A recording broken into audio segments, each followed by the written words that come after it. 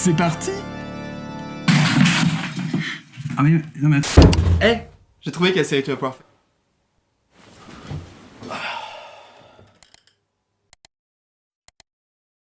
Pierre, Oui. lance le générique.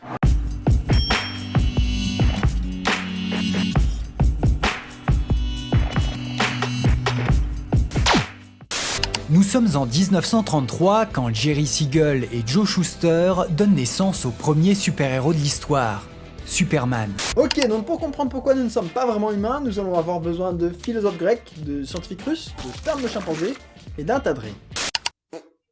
Toutankhamon était donc le 11e pharaon de la 18e dynastie égyptienne, qui sera la dernière de la deuxième période intermédiaire.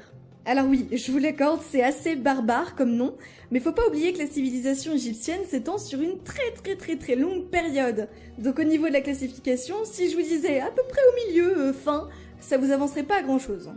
Grosso modo, il était le fils d'Akhénaton et de la sœur de celui-ci, parce que c'est toujours mieux en famille.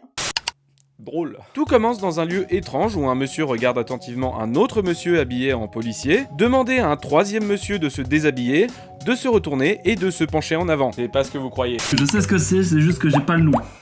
Ça tombe, j'ai faux, mais si c'est ça...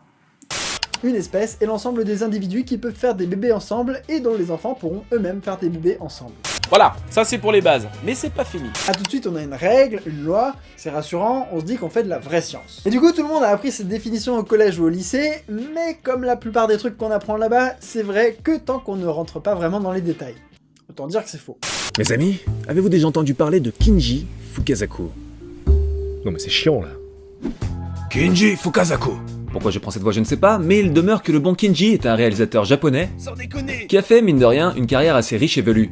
Après une période en tant qu'assistant réalisateur à la société de production Toei dans les années 50, le bougre a commencé sa carrière de metteur en scène au tout début des années 60, avec principalement des films de gangsters, aussi appelés Yakuza Ega.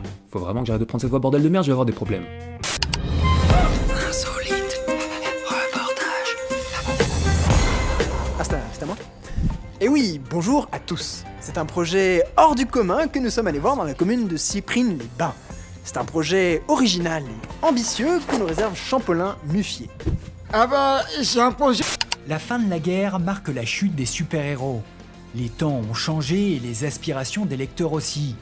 L'industrie de la BD se porte très bien, mais le public préfère maintenant les westerns et les histoires d'épouvante.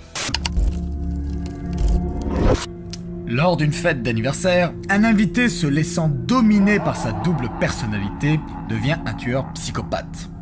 Attrapant des ballons gonflés à l'hélium, il attache les ficelles de ces derniers autour du cou d'un des convives, le soulevant lentement, l'étranglant, la victime finit broyée par les palmes d'un ventilateur du plafond. Bah dis donc. Bienvenue à la fistinière. Donc du coup, si jamais ça vous intéresse, je vous laisse les liens dans la description.